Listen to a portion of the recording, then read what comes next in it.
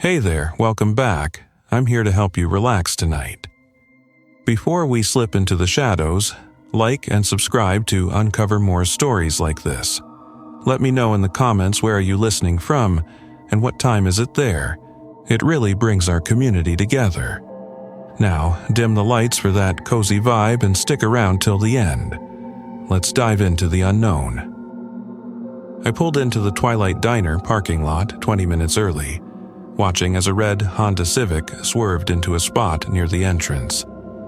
The new girl. Management had called me yesterday afternoon to say I'd be training someone on tonight's shift.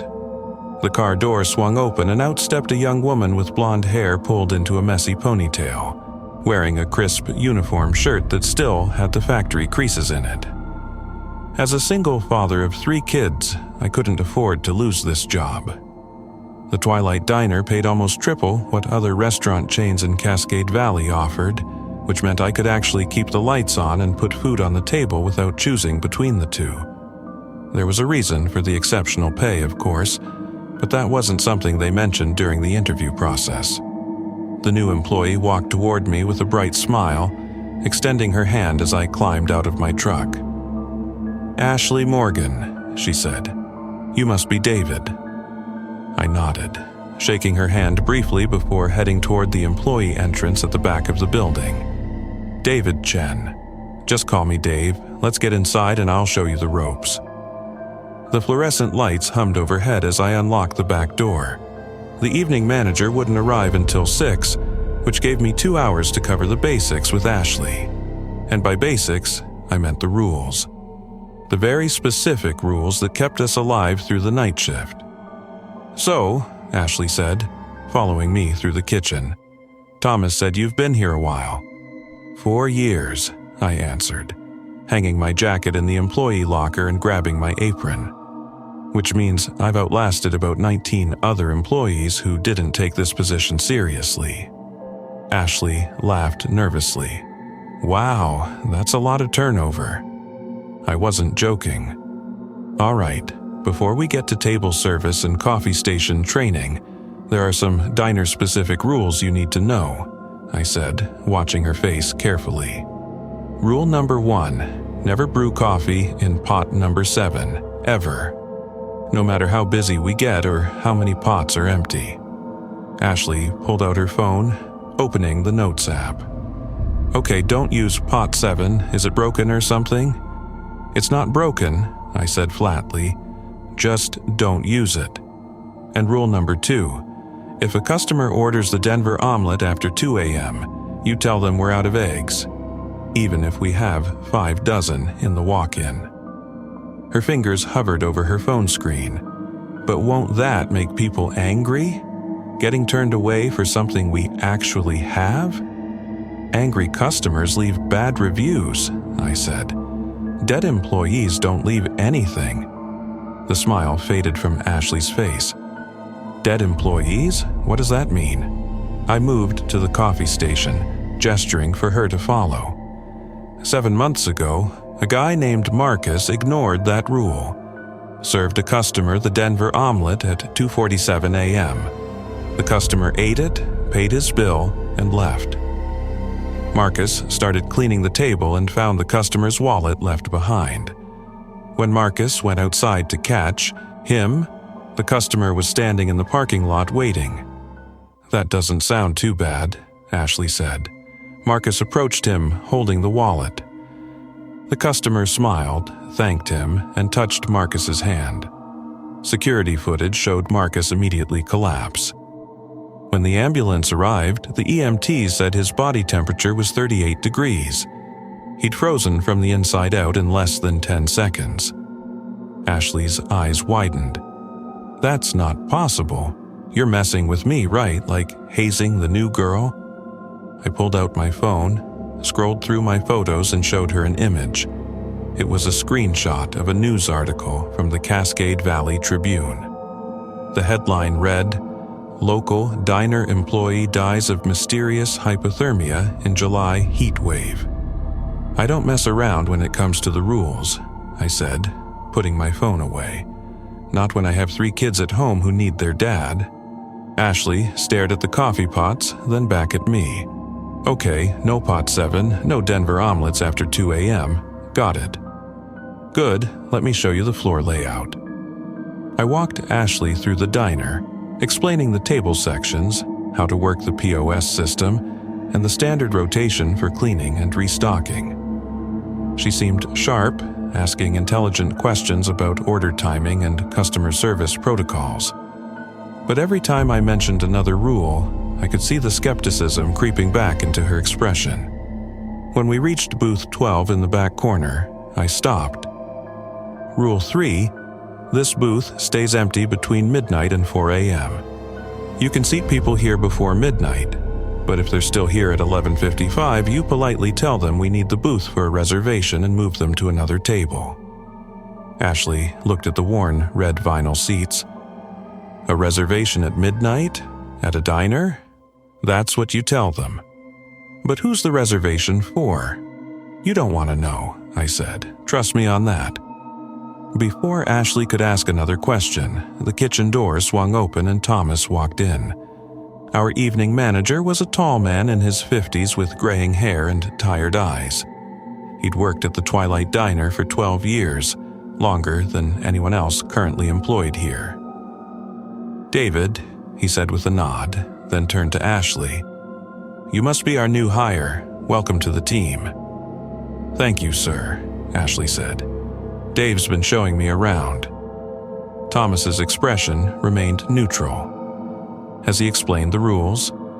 "Some of them," she replied, "though I'm not sure I understand the reasoning behind them." "The reasoning," Thomas said slowly, "is that following them keeps you alive. Understanding them is optional. Compliance is mandatory." He pulled a laminated card from his pocket and handed it to Ashley. "These are the core rules. Memorize them tonight. Your life depends on it." Ashley took the card, reading aloud. "Twilight. Diner. Night shift rules. Never brew coffee in pot number 7. No Denver omelet served after 2 a.m. Booth 12 remains empty from midnight to 4 a.m. If the jukebox plays on its own, do not approach it. The walk-in freezer door must stay closed between 3 and 3:30 a.m. Never make eye contact with the man in the gray suit. If you hear children laughing, ignore it completely. When cleaning, never look directly into the mirrors. If a customer orders the special, call Thomas immediately. Lock all exterior doors at exactly 11 p.m. Some of these seem really specific, Ashley said, looking up from the card, like the jukebox one. Why would it play on its own? Old wiring, Thomas said without missing a beat. Makes it act up sometimes. I could tell he was lying. The jukebox had been replaced twice in the 4 years I'd worked here, and it still played on its own. Thomas checked his watch. It's almost 5. Evening rush will start soon. David, get her set up on the POS system and run through the table sections one more time. Ashley, keep that card with you at all times. After Thomas left, Ashley turned to me. He seems intense. He's seen things, I said. Things that made him understand why the rules matter. What kind of things? I walked back to the coffee station, starting the pre-dinner prep work. The kind that turned skeptics into believers, or into obituaries. Ashley helped me set up, her movements careful as she followed my instructions. She filled pots 1 through 6 with fresh coffee, pointedly avoiding pot 7, which sat at the end of the counter looking completely normal except for a small scratch on its handle. "Can I ask what happens if someone uses pot 7? She said quietly. 3 years ago, a woman named Jennifer decided the rule was superstitious nonsense. She brewed a full pot during morning rush and served it to about 6 customers. And those customers finished their coffee, paid their bills, and left. Everything seemed fine. Jennifer even laughed about how the rule was obviously fake. I paused, refilling the sugar dispensers. Then the customers started coming back, one by one, over the next hour, except they weren't quite right anymore. Ashley stopped what she was doing. Not quite right how. Their movements were off, jerky, like puppets with tangled strings, and their eyes were wrong, completely black, no white at all. They came back to their tables and just sat there, staring at Jennifer, not blinking, not moving, just staring. What did she do? She called Thomas. He came out, took one look at the situation, and called William. "Who's William?" As if summoned by his name, the front door opened, and a tall figure in a long black coat entered the diner. He was thin, almost unnaturally so, with dark hair and pale skin. William never spoke much, but his presence alone seemed to shift the atmosphere in the room. "That's William," I said quietly. "He helps with certain problems." William moved to booth 12 in the back, sitting down in the exact same spot he always chose. He didn't order, he didn't speak. He just sat there, watching the diner with dark, unreadable eyes. "Is he a customer?" Ashley whispered. "He's protection," I answered. "As long as William is here, certain things won't happen. The coffee is free for him, the food is free for him, and you never ever ask him questions." Ashley stared at William for a long moment before I gently turned her away. "Don't look at him too long, it makes him uncomfortable." "Dave, this is all really weird. Are you sure you're not just pranking me?" Before I could answer, the dinner rush began.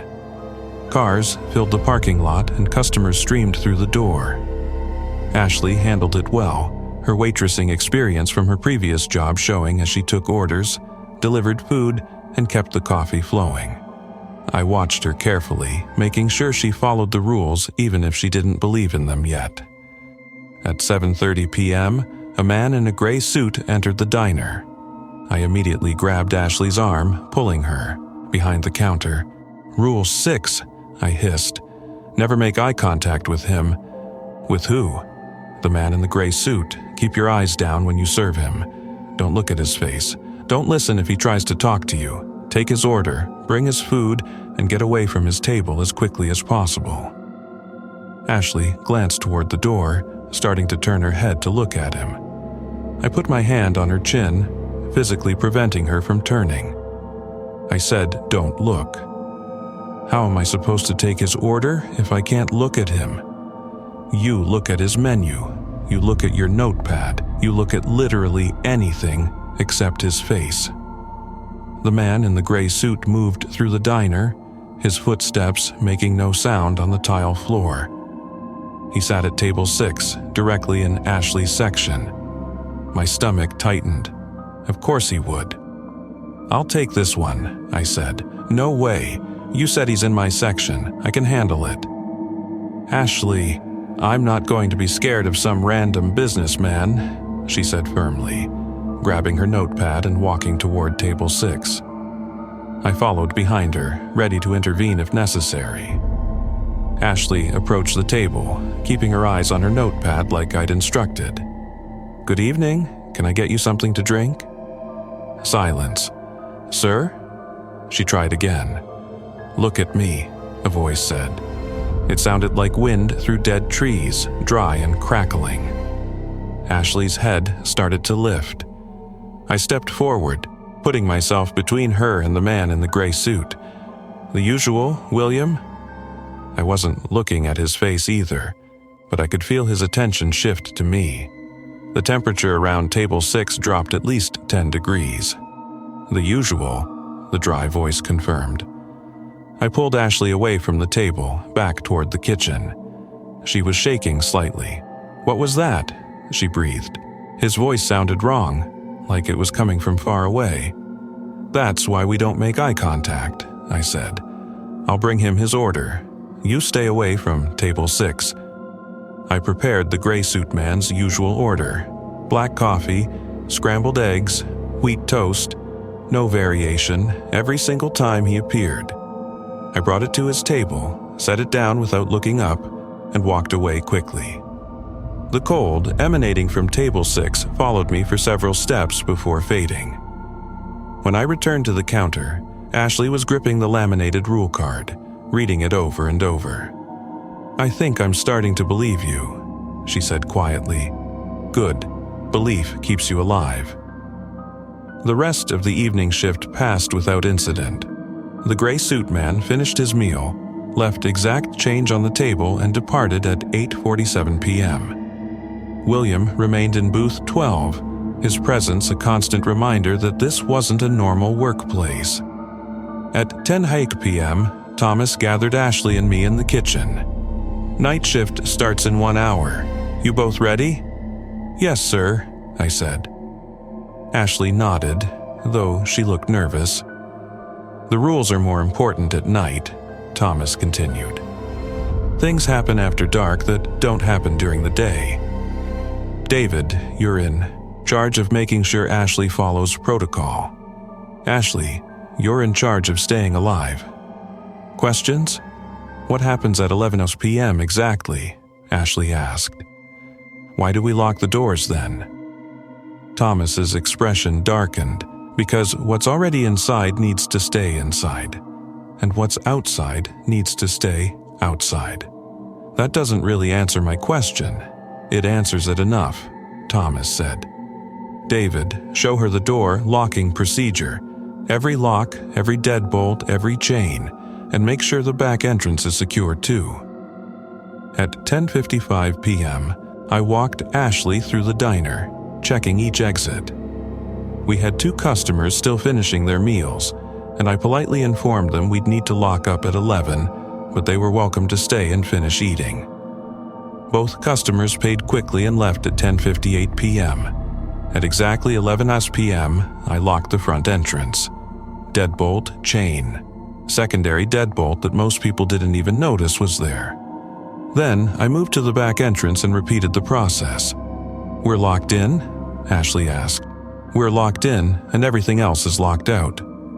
What if there's an emergency? What if we need to leave?" I showed her the emergency key hanging on a red cord in Thomas's office. "This unlocks everything in case of fire or medical emergency, but you only use it if the alternative is death." "Isn't that a fire code violation?" "Probably, but the alternative is worse." We returned to the main dining area. William was still in booth 12. A new customer had appeared at the counter while we were locking up. A middle-aged woman with gray hair and a kind face. She was someone I recognized. "Hey, Margaret," I said, pouring her usual decaf. "Evening, David," she replied with a smile.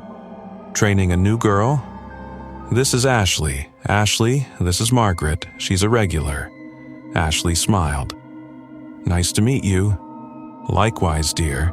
You be careful working nights here. Strange things happen after dark." "So I'm learning," Ashley said. Margaret ordered the meatloaf special, and Ashley put the order in without any issues.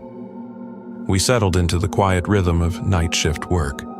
Restocking, cleaning, prep work for the morning crew. The clock ticked past midnight. At 12:03 a.m., I noticed someone sitting in booth 12. I'd been looking away for maybe 30 seconds, just long enough to refill the cream dispensers. When I looked up, booth 12 was occupied by a figure I couldn't quite focus on. The image seemed to slide away from my eyes whenever I tried to look directly at it. William was standing near the kitchen door, watching the booth with an unreadable expression. "Ashley," I said quietly, "don't look at booth 12. Just keep doing what you're doing." But she'd already turned to look. Her face went pale. "There's someone in the booth, but I can't quite see them. It's like my eyes won't focus." "That's the reservation," I said. Rule 3. The booth stays empty for them from midnight to 4. But someone's sitting there, so technically it's not empty. To us, it's empty. We don't acknowledge them. We don't serve them. We don't go near that booth until 4:01 a.m. The figure in booth 12 shifted slightly. I felt a wave of cold wash through the diner, and the lights flickered once. Ashley grabbed my arm. "What is that thing?" "I don't know. I've never asked, and I never will." We continued working, both of us carefully avoiding looking directly at booth 12. Margaret finished her meal and left a generous tip, exiting through the back door that I unlocked just long enough for her to leave before securing it again. At 1:47 a.m., a customer I didn't recognize entered through the back door in the 3 seconds it was unlocked for Margaret. He was tall, well-dressed, with dark hair and an easy smile. "Late night meal for one," he said, sitting at the counter.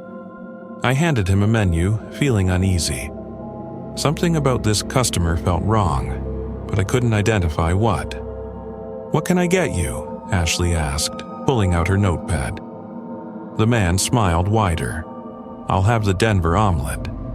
Ashley started to write it down. I grabbed her wrist, stopping her. "We're out of eggs." "But we're not," Ashley started to say. "We're out of eggs," I repeated firmly, staring at her with meaning. She looked at me, then at the laminated rule card in her apron pocket, then back at the customer. "I'm sorry, sir, we're out of eggs." The man's smile didn't waver. "That's unfortunate. What time do you get your egg delivery?" "Not until after 6 a.m., I lied smoothly. "I see. Then I suppose I'll have the bacon cheeseburger instead." "Coming right up," Ashley said, putting the order into the system. As I prepared the burger, I watched the man in the reflection of the stainless steel hood vent. He sat perfectly still at the counter, not moving, not checking his phone, not looking around. Just sitting there with that same unchanging smile. The temperature in the diner had dropped again. My breath was visible in small puffs as I worked. Ashley noticed too. She'd put on her jacket and was rubbing her arms for warmth. When the burger was ready, I plated it and brought it to the counter myself. The customer looked at it, looked at me, and his smile finally faded. "Thank you," he said in a voice that sounded somehow disappointed. He ate slowly, methodically, finishing every bite of the burger and all of the fries. When he was done, he left exact change on the counter and stood to leave. "May I use your restroom before I go?" he asked. "It's out of order," I lied again. "I see. Then I suppose I'll be going." He walked to the back door and stood there, waiting. I unlocked it. He stepped through, and I locked it again immediately behind him. Through the window, I watched him walk across the parking lot and vanish into the darkness beyond the streetlights. Ashley was staring at me. That was the guy, wasn't it? The Denver omelet guy. Yes? What would have happened if I'd served him the omelet? I didn't answer. I didn't need to. She understood now. At 2:30 a.m., the jukebox in the corner started playing on its own. The song was something from the 1950s, crackling and distorted through the old speakers. "Rule 4, I said immediately. "Don't approach it." Ashley nodded, staying firmly behind the counter. We both watched as the jukebox cycled through 3 songs, each one older and more distorted than the last. On the 3rd song, I could swear I heard voices in the static between notes, whispering, saying things I couldn't quite make out but that made my skin crawl. The jukebox shut off as suddenly as it had started. "Does that happen often?" Ashley asked. "Couple times a week, we just ignore it." At 2:55 a.m., I checked my watch. "Walk-in freezer lockdown time, come on." I led Ashley to the walk-in freezer door and showed her the timer I'd mounted on the wall next to it. I set it for 35 minutes and placed a lock through the door handle. "Why are we locking the freezer?" she asked. "Because we can't go in there between 3 and 3:30, and the lock reminds us." "But what if we need something from in there?" "We plan ahead so we don't need anything," I said. "Trust me, you don't want to be in the walk-in during the half-hour window." "Why not?" Before I could answer, we both heard it. A sound coming from inside the locked freezer. Scratching, like fingernails on metal. Long, dragging scratches that made my teeth ache. Ashley backed away from the door. Is someone in there? No, but I hear scratching. I hear it too, and we're going to ignore it. The scratching grew louder, more insistent. It sounded like dozens of hands clawing at the inside of the door, desperate to get out. Ashley looked terrified. Dave, someone could be trapped in there. No one is trapped in there. I checked it myself at 2:50. It was completely empty. Then what's making that noise? Nothing that should exist in our world, William's voice said from behind us. We both jumped. I'd forgotten William was still here, silent in his booth. It comes every night at the same time, William continued, his voice quiet but clear. Trying to find a way through. The freezer is thin. The boundary is weak there. Boundary to what? Ashley asked. To the place where things like that come from, William said. The lock is symbolic. The time restriction is real. Stay away from the freezer between 3 and 3:30 and it can't reach you. The scratching reached a crescendo, so loud it sounded like the metal door might tear apart. Then, at exactly 3:30, it stopped. Silence. I checked my watch, removed the lock, and opened the freezer door slightly. Cold air rushed out, carrying the smell of frost and something else. Something rotten and wrong. I looked inside. The freezer was empty. The walls showed no scratch marks. Everything looked completely normal. I closed the door quickly. See? I said to Ashley. Empty. She was shaking. I don't understand what's happening here. You don't need to understand. You just need to survive. The rest of the night passed in tense quiet. At 4:01 a.m., I glanced at booth 12 and found it empty. Whatever had been sitting there had left without us noticing. At 5:47 a.m., with the sun beginning to lighten the eastern sky, I started unlocking the doors. The morning shift arrived at 6 a.m. and Thomas appeared shortly after to do the changeover. How was her first night? Thomas asked me as Ashley cleaned the coffee station. She followed the rules, I said. Mostly. Mostly? She almost served the Denver omelet, but I stopped her in time. Thomas nodded grimly. She'll learn, or she won't last. Ashley and I walked out to the parking lot together. The sunrise was beautiful, painting the sky in shades of orange and pink. Normal, safe, daylight. That was the strangest night of my life, Ashley said. You'll get used to it. I'm not sure I want to get used to it. I unlocked my truck and tossed my apron in the back seat. The pay is good, the work isn't that hard once you learn the rules, and if you follow protocol, you'll be fine. And if I don't, then I'll be training someone new tomorrow night. Ashley was quiet for a moment, staring back at the diner. Who was that guy? William? Protection. Someone or something that keeps the worst things from happening. Is he human? I've never asked, and I recommend you don't either. She nodded slowly. Same time tomorrow? Same time tomorrow. I watched Ashley drive away, her red Honda looking small in the vast parking lot. I'd seen that same uncertain expression on the faces of a dozen other new hires. Some of them learned to accept the strangeness and became good employees. Others quit within a week. A few didn't have the chance to quit at all. I drove home through the empty early morning streets, thinking about Emma, Jacob, and little Sophie waiting for me. My ex-wife had them during my work nights, but I'd pick them up this afternoon, and we'd spend the weekend together. Normal family time to balance out the abnormal work nights. The Twilight Diner paid well because nowhere else would. The things that happened there, the rules that governed survival, kept most people away. But for those of us willing to accept the strangeness, it provided a living. I just hoped Ashley would be one of the survivors. 2 weeks had passed since Ashley's first night shift. She'd settled into the routine faster than I expected, following the rules with careful precision, even when her face showed how much the weirdness disturbed her. Tonight was Friday, typically one of our busier nights even for the late shift. I arrived at the diner to find Ashley's Honda already in the parking lot. She was sitting inside her car, reading the laminated rule card for what must have been the 100th time. I tapped on her window. She jumped, then laughed at herself when she saw it was me. "Nervous?" I asked as she got out. "Just reviewing," she said. "I don't want to mess up." "You've been doing fine. No rule violations in 2 weeks. That's better than most new hires." We walked inside together. Thomas was already there, standing in the kitchen with a troubled expression.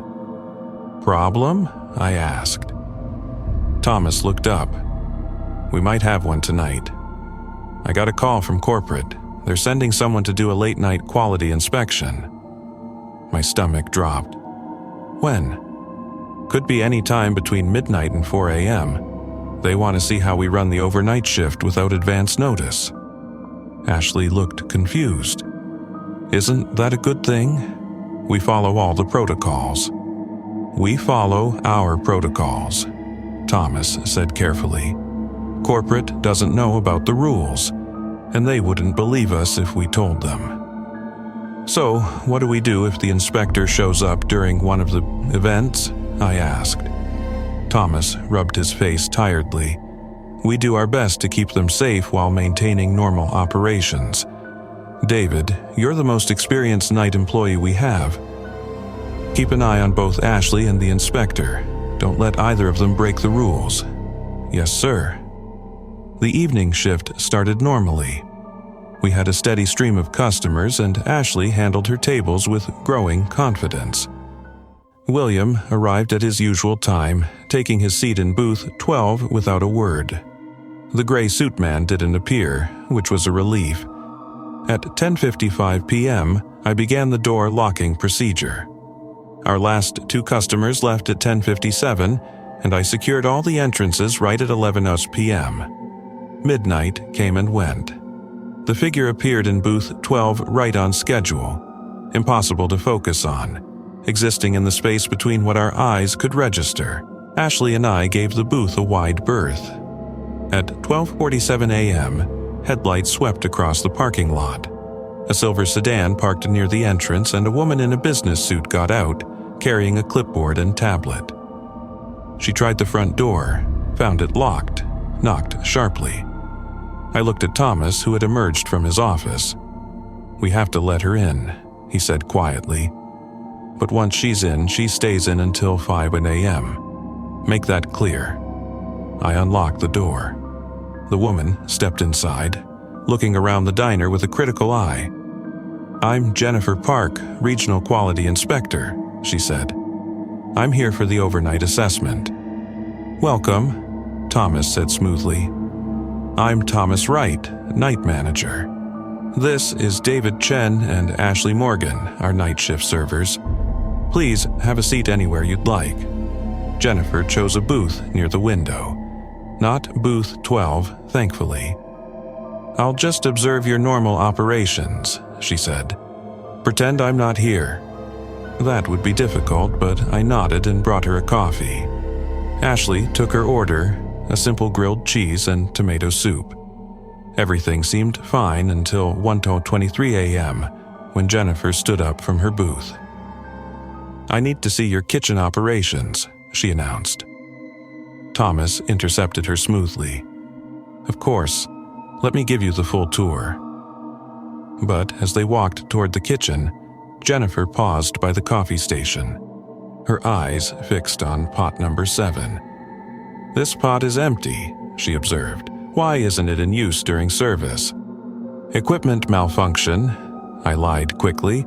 "We're waiting on a replacement part." "It looks fine to me."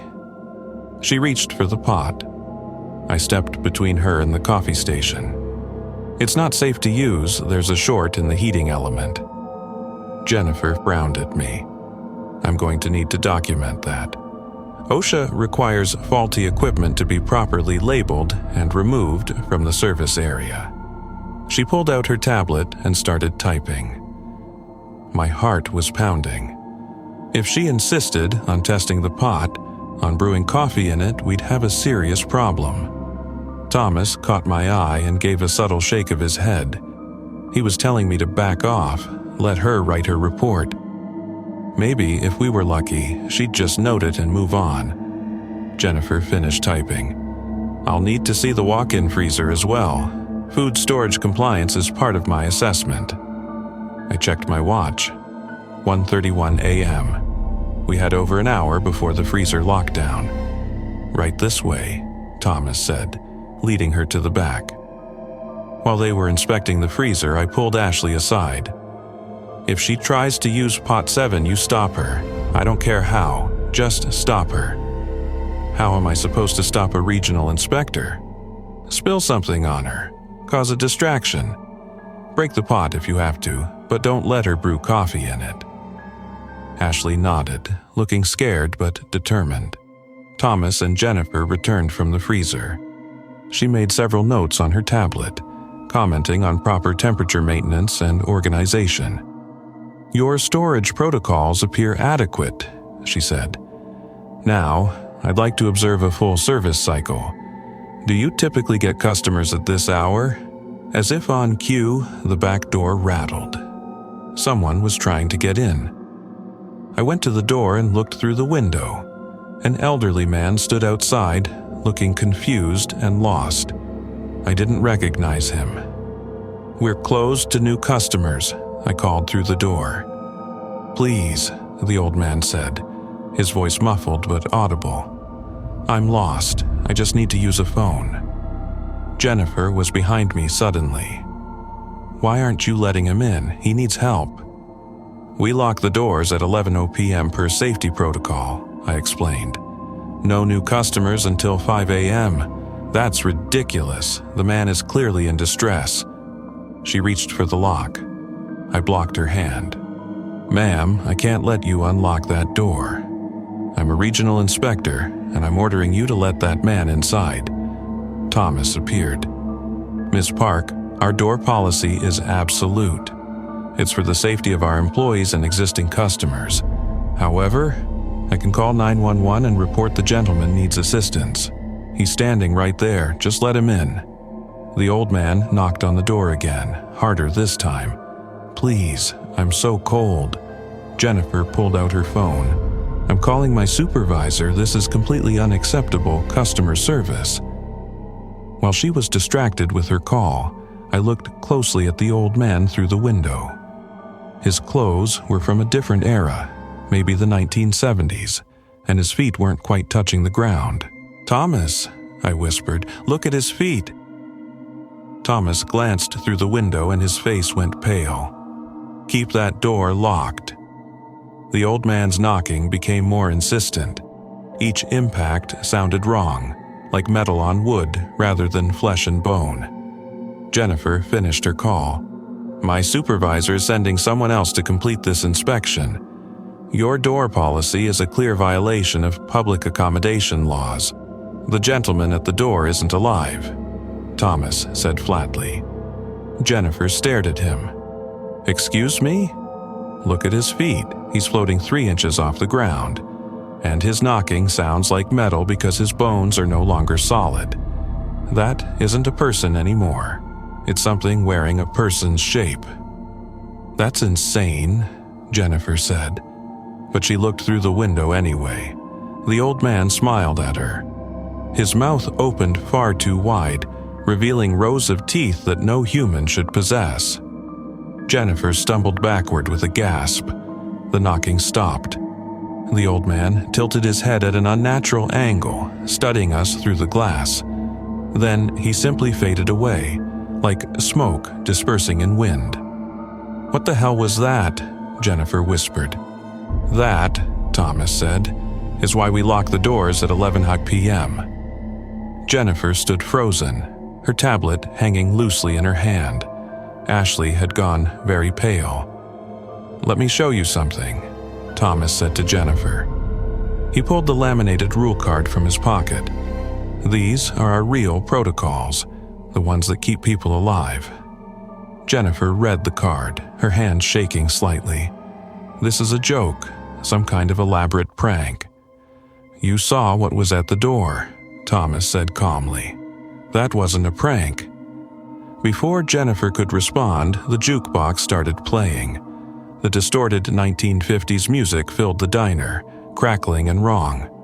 "Rule 4, Ashley said automatically. "Don't approach the jukebox." Jennifer turned toward the sound. "Someone must have put money in it." "No one went near it," I said. "It plays on its own sometimes." "That's not possible." The music grew louder, and the voices in the static became clearer. Whispering, chanting. Words in a language I didn't recognize, but that made my head ache to hear. Jennifer took a step toward the jukebox.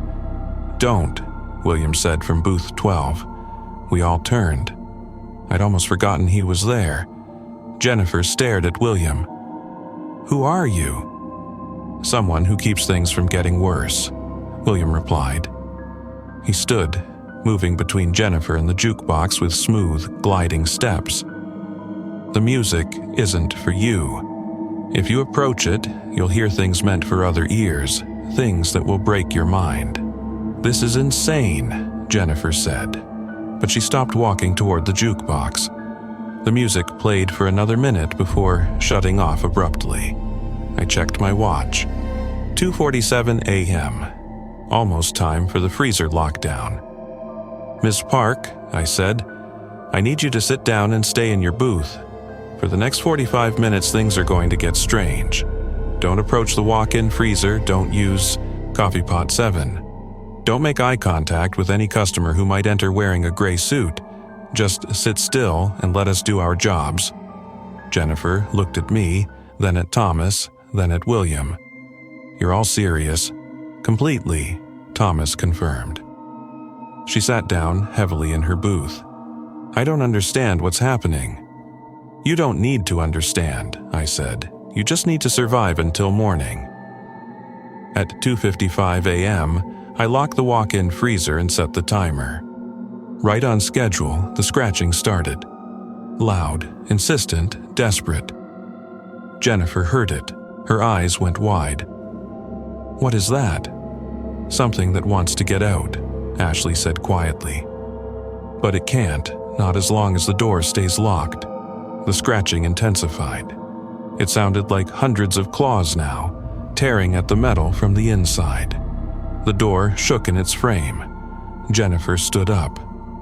"There could be someone trapped in there. We need to..." William was in front of her instantly. I hadn't seen him move. He was just suddenly there, blocking her path to the freezer. "Sit down," William said, his voice carrying an authority that made the air itself seem to vibrate. Jennifer sat. The scratching reached a fever pitch. The lights in the diner flickered. The temperature dropped so rapidly that frost formed on the windows. Ashley moved closer to me. I could see her breath in the frigid air.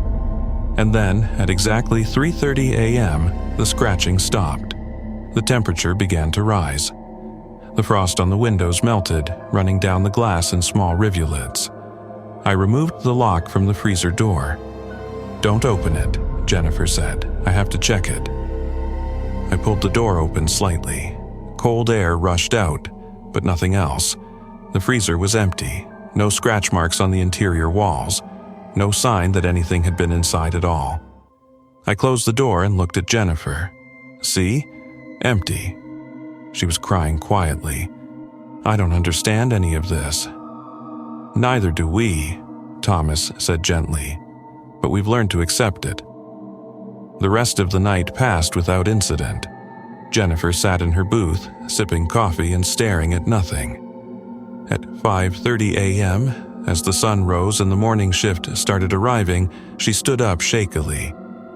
"I'm writing in my report that this location passes all health and safety standards," she said quietly, "and I'm never coming back here." "That's probably for the best," Thomas agreed. Jennifer left through the back door that I unlocked for her. Her silver sedan peeled out of the parking lot faster than was safe. Thomas looked at Ashley and me. "You both did well tonight." Keeping her safe while maintaining the rules isn't easy. Will corporate believe her report? Ashley asked. They'll believe the part about passing the inspection. They won't believe anything else she might tell them. Thomas shrugged. Most people don't want to believe. It's easier that way. As Ashley and I walked to our cars, she turned to me. Does it ever get less scary? No, I admitted. You just get better at managing the fear. That's not very reassuring. It's honest. She nodded slowly. Same time tomorrow? Same time tomorrow. I drove home as the sun climbed higher, painting Cascade Valley in normal daylight colors. My kids would be waking up soon. I'd make them breakfast, help with homework, play games in the backyard. Normal dad things to balance out the abnormal work nights. The Twilight Diner was strange, dangerous, and exhausting. But it paid the bills. And as long as I followed the rules, I'd keep coming home to my kids. That was enough. 3 months had passed since Ashley's first night. She'd become one of the best night shift workers we'd had in years, following the rules with precision and handling the strangeness with admirable calm. We'd developed a good working rhythm, anticipating each other's movements and covering for each other when things got weird. Tonight was Saturday, which meant potentially busier than usual. Weekend nights sometimes brought more of the strange customers, though Thomas had never explained why. I arrived at the diner to find an unfamiliar car in the parking lot, a black SUV with tinted windows, parked directly under one of the streetlights. Inside, I found Thomas talking to a woman I didn't recognize. She was middle-aged, dressed in all black, with silver hair and sharp eyes. David, Thomas said. This is Dr. Elena Vasquez. She's from, well, it's complicated. I'm from an organization that monitors locations like this, Dr. Vasquez said, extending her hand. Places where the boundary between our world and others is thin. I shook her hand cautiously. Locations like what? Like the Twilight Diner, she said simply. We've been tracking the unusual activity here for years. Tonight, we believe something significant might happen. Significant how? Dr. Vasquez pulled out a tablet, showing me what looked like wave patterns or seismic readings. The boundary has been weakening steadily over the past 6 months. Tonight, our instruments suggest it might breach entirely. My blood ran cold. What does that mean for us? It means, Thomas said quietly, that all the things we've been keeping on the other side of the rules might try to push through at once. Ashley arrived, looking between all of us. What's going on? Potential code red situation, I said. Dr. Vasquez thinks tonight might get worse than usual. Worse how? Dr. Vasquez tapped her tablet. Every rule you follow keeps a specific entity or force contained. If the boundary fails, those rules might not hold anymore. Can we close the diner? Ashley asked. Just not work tonight? No, Dr. Vasquez said. Your presence here, following the protocols, actually reinforces the boundary. If you abandon your posts, it will collapse faster. Thomas checked his watch. We need to prep for the worst. David, Ashley, I need you both to memorize every rule perfectly. Not just know them, but understand the timing. Dr. Vasquez and her team will be monitoring from outside. William will be here, and I'll be on the floor with you instead of staying in the office. You never work the floor, I said. Tonight I do. We spent the next hour reviewing every protocol, every timing window, every specific detail of the rules. Dr. Vasquez set up equipment in the parking lot. Sensors and cameras pointed at the diner. At 10:55 p.m., I began the door locking procedure. Every lock, every deadbolt, every chain.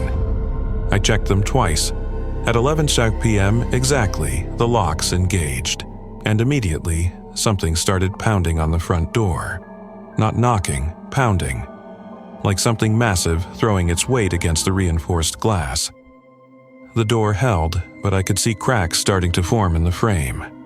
"That's not supposed to happen," Thomas said, his voice tight with worry.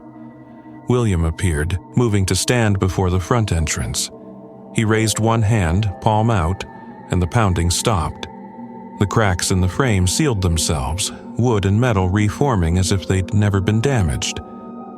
"It's starting early," William said. "They know the boundary is weak tonight." "Can you hold it?" Thomas asked. "For now."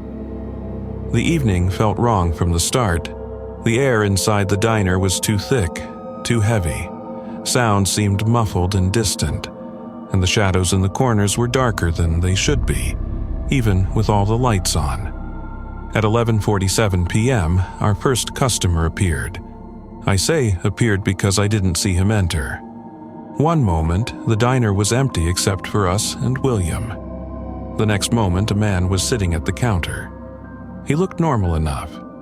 Middle-aged, wearing jeans and a flannel shirt, but his eyes were wrong. They reflected light like an animal's eyes, glowing slightly in the fluorescent lights. "Coffee," he said to me.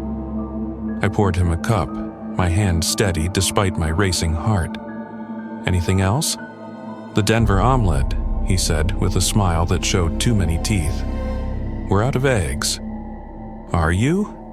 He tilted his head. "I can smell them from here. Fresh eggs in your walk-in, 24 at least." "We're still out of eggs," I repeated.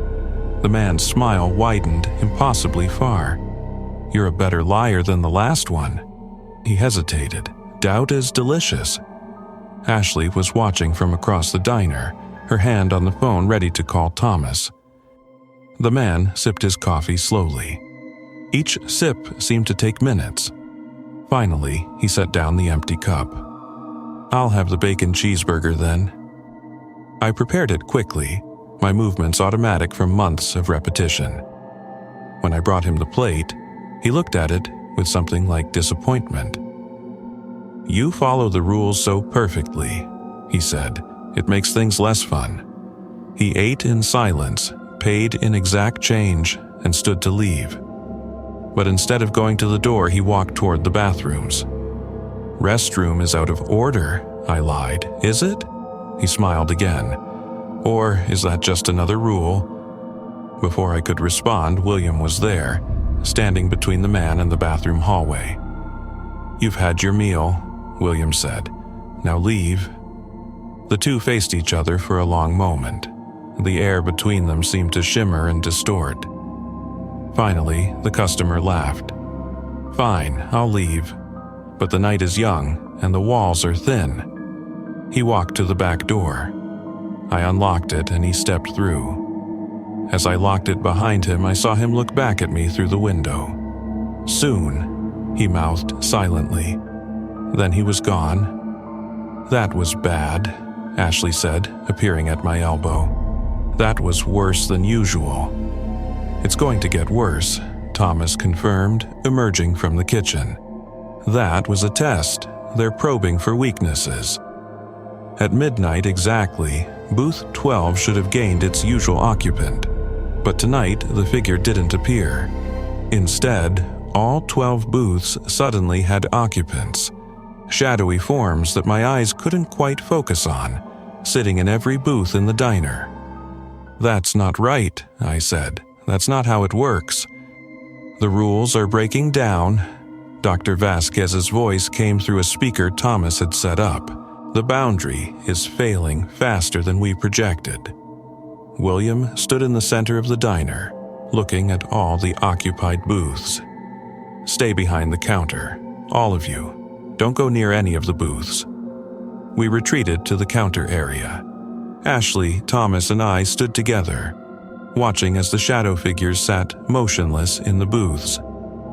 At 12:33 a.m., the jukebox started playing, but this time the music was clear, hauntingly beautiful. A woman's voice singing in a language I'd never heard, but somehow understood. The words spoke of hunger, of longing, of wanting to cross over, of needing to be real again. "Don't listen to the words," William said sharply. "Focus on something else. Anything else." I started reciting the rules in my head. Rule 1, never brew coffee in pot 7. Rule 2, no Denver omelets after 2 a.m. Rule 3, the music grew louder. Ashley had her hands over her ears, tears streaming down her face. "It's so sad," she sobbed. "They just want to come home." "No," Thomas said firmly, grabbing her shoulders. "They want you to think that. It's not sadness you're hearing, it's manipulation." The jukebox music suddenly cut off. In the silence that followed, we heard children laughing. Rule 7. If you hear children laughing, ignore it completely. The laughter came from everywhere and nowhere. It echoed through the diner, bouncing off walls and ceiling. Happy, innocent children's laughter that made my skin crawl. "Don't look," Thomas warned. "Don't acknowledge it." But Ashley was already turning toward the sound. Her eyes went wide. "There are children outside," she said. "They're playing in the parking lot." I grabbed her before she could move toward the door. "There are no children. It's not real." "I can see them. 3 kids, maybe 8 or 9 years old. They're playing tag." "It's not real," I repeated firmly. The children's laughter grew louder, more insistent. Through the window, I could see what Ashley saw. 3 small figures running through the parking lot, chasing each other, laughing and playing. They looked so normal, so innocent, so real. One of the children ran up to the front door and pressed her face against the glass. She couldn't have been more than 7 years old, with pigtails and a pink dress. "Please, let us in," she called, her voice muffled by the glass. "It's cold out here. We're scared." Ashley pulled against my grip. "We have to help them." "They're not children," William said. "Look at their eyes." I looked. The little girl's eyes were completely black. No white, no iris, just pure darkness. "They're not children," I repeated to Ashley. "Look at their eyes." Ashley looked, saw what I saw, and stopped struggling. The little girl's face twisted into a snarl of rage. "Let us in!" she screamed. Her voice was no longer a child's voice. It was something old and terrible wearing a child's throat. The other 2 children appeared at the door, their faces similarly distorted with rage. "Let us in! Let us in! Let us in!" They pounded on the glass in unison. The door shook but held. William raised both hands, and a faint shimmer appeared over the entrance. The children recoiled as if burned. "Stay out," William commanded. The children faded away, their screams echoing long after they'd vanished. I checked my watch, 2:41 a.m., almost time for the freezer lockdown. "Thomas," I said, "the freezer." "I know." He looked at the walk-in with dread. "It's going to be worse tonight." At 2:55 a.m., I approached the walk-in freezer with the lock in my hand. But before I could place it on the door, the scratching started early. 2:55 a.m., 5 minutes ahead of schedule. "That's not right," I said. "It always starts at 3:00. "The timing is breaking down." Dr. Vasquez's voice crackled through the speaker. "The boundary rules are destabilizing." The scratching was different tonight.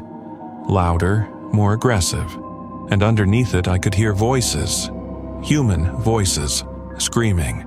"Help us! Please, help us! We're trapped in here!" Ashley moved toward the freezer. "Those are people, real people."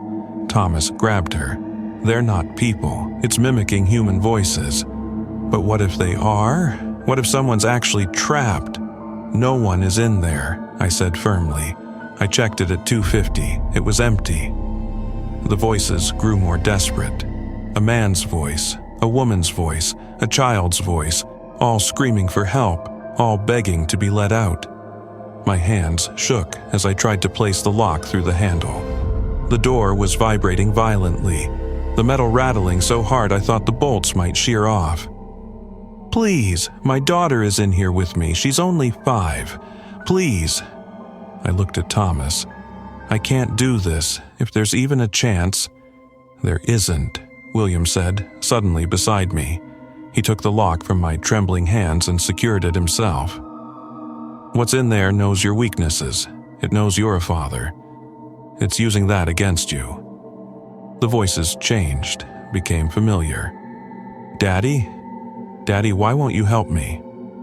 Sophie's voice, my youngest daughter's voice. "Daddy, it's cold in here. I'm scared. Please let me out." My vision blurred. I knew Sophie was safe at her mother's house. I knew this wasn't real. But hearing her voice, hearing her cry for me, broke something inside my chest. "It's not her," Ashley said, gripping my arm. "Dave, it's not really Sophie." "I know," I whispered. But my feet were moving toward the freezer anyway. William blocked my path. "Your daughter is safe. This is a lie designed to make you open the door." "Daddy! Daddy, please! It hurts! It's so cold!" I fell to my knees. The rational part of my mind knew this was manipulation. But the father in me couldn't bear hearing my daughter's screams. Thomas knelt beside me. "David, look at me. Your children need you alive. If you open that door, you won't go home to them, ever. Please, Daddy, I don't want to die in here." Ashley was crying too. The voices had found her weakness as well. I could hear what sounded like her, mother's voice, mixed with the screaming. At 3 a.m. exactly, the screaming reached a crescendo. The freezer door bulged outward, the metal warping. Frost exploded from around the edges, coating the floor in ice. William placed both hands on the door. He spoke in a language I didn't understand, words that seemed to vibrate in my bones. The door stopped bulging. The screaming cut off abruptly, but the scratching continued, methodical now, determined. Something on the other side was trying to claw through the barrier between worlds. "How much longer?" Thomas asked William. 30 minutes. If we can hold for 30 minutes, the window closes. And if we can't..." William didn't answer. He didn't need to. At 3:07 a.m., all the lights went out. Not flickering, not dimming, they just died completely. Emergency lights failed to engage. Even the streetlights outside went dark. The only illumination came from our phones and the faint glow emanating from William himself. I hadn't noticed it before, but in the complete darkness, William's skin gave off a soft luminescence. "Stay together," Thomas commanded. "Don't separate for any reason." In the darkness, I heard footsteps. Multiple sets of footsteps walking through the diner. "Who's there?" Ashley called out. "Don't engage," William warned. "Keep silent." The footsteps continued. They sounded like a crowd moving through the dining area. Dozens of people walking, their shoes clicking on the tile floor. But there was no one there. My phone's flashlight revealed empty tables and booths. The footsteps stopped. In the silence, I heard breathing. Heavy, labored breathing coming from all around us. Then the mirrors started showing things.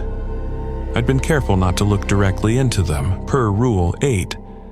But in the darkness, with only our phone lights, I caught glimpses. Reflections that didn't match reality. Figures standing behind us that vanished when we turned around. Faces in the glass that shouldn't exist. "Don't look in the mirrors," I said urgently. "Rule 8? Never look directly into the mirrors?" But Ashley was already staring at her reflection in the mirror behind the counter. Her face had gone completely white. "That's not my reflection," she whispered. I grabbed her, turning her away from the glass. "Don't look at it. Don't acknowledge what you saw." But it was me. It looked exactly like me, except it was smiling, and I'm not smiling. The lights flickered once, twice, then came back on. The dining area was filled with customers. Every booth, every table, every seat at the counter, all occupied by people who hadn't been there seconds before. They sat motionless, staring at us with unblinking eyes. "Thomas," I said quietly, "what do we do?" Thomas looked at the crowd of impossible customers. "We treat them like any other customers. We take their orders. We serve them. We follow the rules." "But they're not real. They're real enough tonight." Ashley grabbed an order pad with shaking hands. I did the same. Together, we moved into the dining area. The first customer I approached was a woman in a 1960s-style dress. Her hair was styled in a perfect bouffant.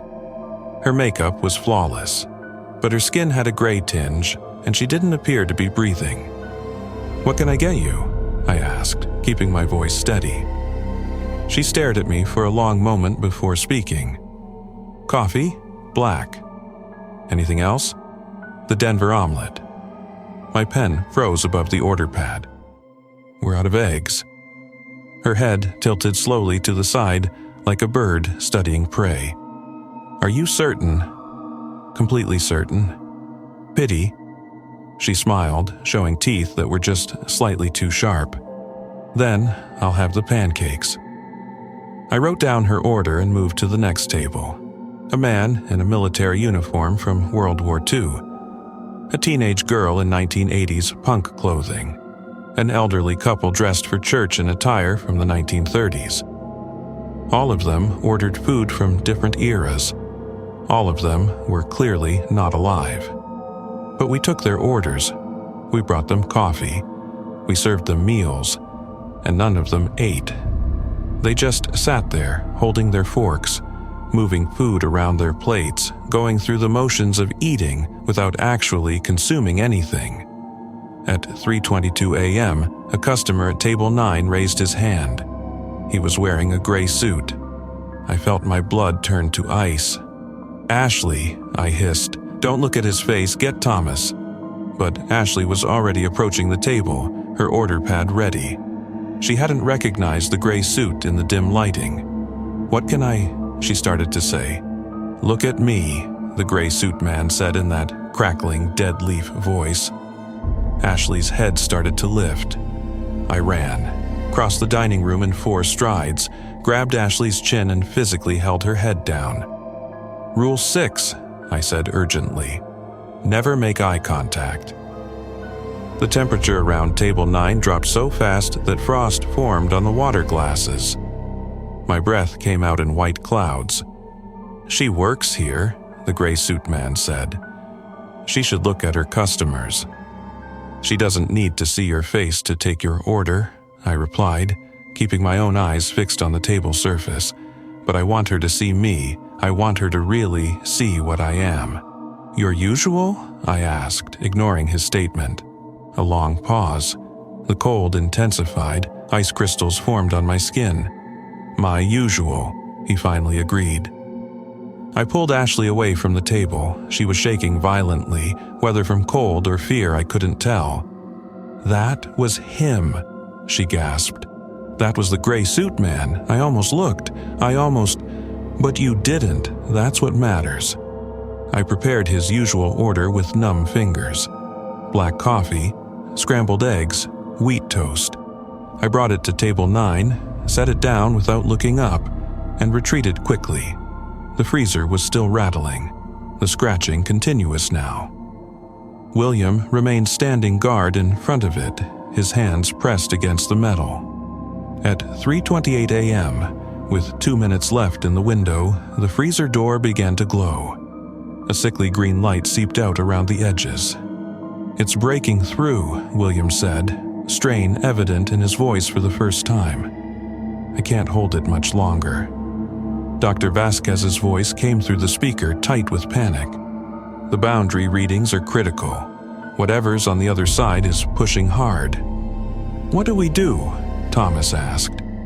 William looked at me, at Ashley, at Thomas. "The rules have kept this place balanced for decades. But tonight, the balance is broken. We need to reset it." "How?" I asked. "Someone needs to go in." The words hung in the air like a death sentence. "Go into the freezer?" Ashley said. "During the window? That's suicide. Not just go in, William said. Seal the breach from the other side. Reinforce the boundary manually. That's insane, Thomas said. Everyone who's gone in during the window has died, or worse. Everyone who went in unprepared, William corrected. But one of you knows the rules perfectly. One of you has followed them without fail. That person can survive. I looked at Ashley. She'd been perfect for 3 months. Never a violation, never a mistake. She looked back at me. You've been doing this for 4 years. You know the rules better than anyone. I have kids, I said. Emma, Jacob, and Sophie need their father.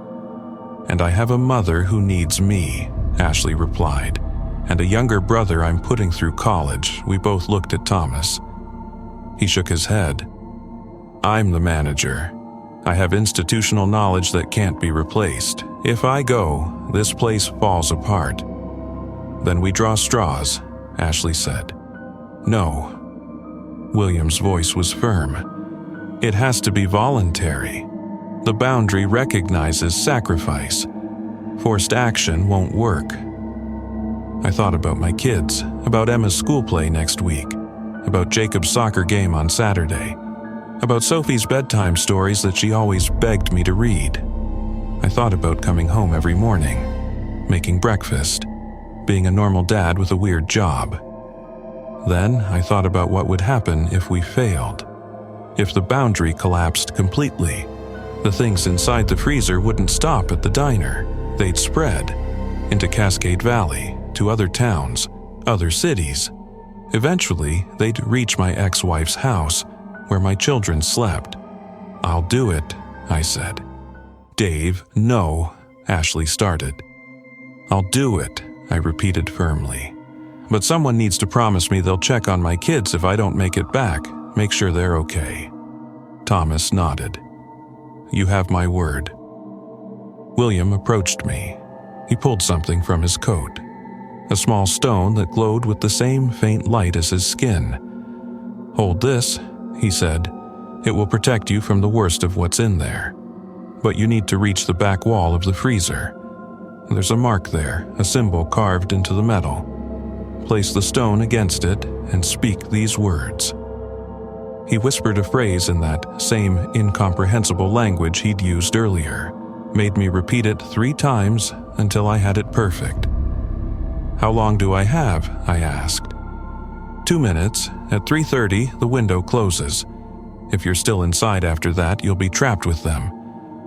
I looked at the glowing freezer door, at the scratching that hadn't stopped, at the shadows moving beneath the crack at the bottom. Okay, I said. Okay, let's do this. William removed the lock. His hands still on the door, he looked at me. The moment I open this, you run straight back. Don't look at what's inside. Don't listen to anything they say. Find the mark, place the stone, say the words, then run back out. I took a deep breath. Thought about Sophie's laugh, Emma's smile, Jacob's hugs. I'm ready. William opened the door.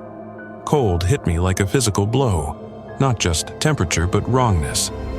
The air inside the freezer was thick with malevolence. I ran inside. The freezer should have been 10 feet deep, but as I entered, it stretched impossibly far. The walls extended into darkness. The space inside was vast, endless. Things moved in that darkness. I caught glimpses of shapes that hurt to perceive, limbs that bent wrong, faces that had too many features, bodies that defied geometry. They reached for me. Voices screamed, begged, threatened, promised. Join us, David. Your children are already here. You can't escape. Let us out, let us out, let us out. I held the glowing stone in front of me like a shield. Its light pushed back the darkness slightly, created a small bubble of safety. I ran forward, searching the back wall for the mark William mentioned. Something grabbed my ankle. I looked down without thinking. A hand, attached to an arm. That emerged from the floor. The flesh was gray and rotted. The fingers ended in claws. I kicked free and kept running. The back wall appeared suddenly, and there, carved deep into the metal, was a symbol. It looked almost like a Celtic knot, but wrong. The lines twisted in ways that made my eyes ache. I pressed the stone against it, spoke the words William taught me. The stone flared bright, painfully bright. The light exploded outward, filling the impossible space. The things in the darkness screamed. The sound was so loud it felt like my ears would burst. The walls began contracting. The endless space folded back on itself. The freezer returned to its normal dimensions. I turned and ran for the door. It was closing. William stood in the doorway, struggling to hold it open. "Run!" he shouted. I ran harder than I'd ever run in my life. The door was 3 feet wide, 2 feet, 1 foot. I dove through the gap as it slammed shut behind me. I landed on the kitchen floor, gasping. The stone in my hand had gone dark and cold. The freezer door stopped glowing. The scratching ceased. Silence filled the diner. I looked at my watch. 3:30 a.m. exactly. "Did it work?" I asked William. He placed his hand against the freezer door, waited, then nodded. "The boundary is sealed. It will hold now." I lay on the floor, trembling. Ashley knelt beside me. "You did it," she said, tears streaming down her face. "You crazy son of a bitch, you actually did it." Thomas helped me to my feet. "The customers," he said. I looked out at the dining area. It was empty. Every booth, every table, every seat at the counter. All the impossible customers had vanished. The only person remaining was a man at the counter. He looked normal, completely, wonderfully normal. Middle-aged, wearing jeans and a polo shirt, drinking coffee and working on a laptop.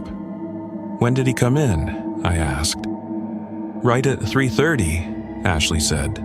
"Through the back door when the window closed. He's a regular. Dennis Williams comes in after his night shift at the hospital." Normal. A normal customer doing normal things. The jukebox was silent. The mirrors reflected only what they should reflect. The bathroom was quiet. The diner felt different, lighter, like a weight had been lifted. "How do you feel?" Thomas asked me. I took inventory. Cold, exhausted, traumatized, but alive. "I feel okay," I said. "Better than okay, I feel like it's over." "It is," William said. "The boundary is stable again. Tonight's crisis is resolved." Dr. Vasquez's voice came through the speaker. "Confirmed. All readings are returning to normal levels. Whatever you did in there, it worked." The rest of the night passed in a surreal calm. We served Dennis his usual pancakes and bacon. A few other late-night customers trickled in as 4 a.m. passed. Everything was blissfully, beautifully normal. At 4:30 a.m., Thomas pulled me aside. "I'm giving you a month off," he said, "paid. What you did tonight was beyond the job description." "What about Ashley?" "She gets 2 weeks and a raise." At 5 a.m., I unlocked the front doors. Sunlight was starting to paint the eastern sky. The morning shift arrived. William stood to leave. He approached me before heading to the door. "You have courage," he said. "Few people would have done what you did. I had no choice. There's always a choice. You chose your children's safety over your own. That's admirable." "What are you?" I asked. The question I'd never dared voice before. "What are you really?" William smiled slightly. It was the first time I'd seen any real expression on his face. "I'm what happens when someone like you makes the right choice," he said. "I'm a guardian, created from sacrifice and bound to protect this place. 40 years ago, I was in your position. I went through a door I shouldn't have survived. But instead of dying, I became something else. Something that could hold back the darkness." He looked at the stone, now sitting on the counter. It had crumbled to dust. "That stone was my heart," he continued, "the last piece of my humanity. You used it to seal the breach, which means my vigil here is ending. You're leaving? I'm finally being released." He looked peaceful. "Thank you, David Chen. You freed me." William walked to the door. As the morning sunlight touched him, he faded away like morning mist, gone as if he'd never existed. But I knew he had, and I knew he'd kept us alive for years. Ashley came to stand beside me. "What happens now?" "Now?" I checked my watch. "Now we clock out, go home, and try to sleep. Then we come back tomorrow and do it all again." "Will it be different now that the boundary is sealed?" "I don't know, but I hope so." Thomas approached us. "One more thing, David. With William gone, this place still needs protection. Someone who knows the rules. Someone who's proven they can handle the worst." "What are you saying?" "I'm saying I'm retiring. My wife has been begging me to quit for years, and after tonight I think I finally will. I'm recommending you as the next night manager." I thought about my kids, about needing to be there for them. "I appreciate it, Thomas, but I need to be available for Emma, Jacob, and Sophie. You can work fewer nights as manager, set your own schedule, hire people you trust, train them right." I looked at Ashley. "Would you be my assistant manager?" Her eyes widened. "Really? Really? You've earned it." She nodded slowly. "Okay, yeah, let's do this." 6 weeks later, I returned to the Twilight Diner for my first shift as night manager. The month off had been good for me. I'd spent every day with my kids, watched Emma's play, cheered at Jacob's soccer game, read Sophie bedtime stories until my voice was hoarse. I told my ex-wife I got a promotion. Left out the part about diving into an interdimensional freezer to save reality. Some things were better left unsaid. Ashley was already at the diner when I arrived, training a new hire. A young man with dark hair and nervous energy. "David," Ashley called out. "This is Marcus. Marcus, this is David Chen, our night manager." I shook Marcus's hand. "Good to meet you. First night?" "Yes, sir. I've worked diners before, but Ashley said this place has some specific rules." I smiled, pulled out a laminated card and handed it to him. "Twilight. Diner night shift rules.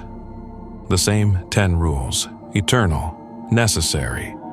These rules keep you alive," I said, watching Marcus's face as he read. "I know they seem strange. I know you'll want to question them, but follow them exactly and you'll be fine." Marcus looked up at me. "Are you serious?" "Completely serious.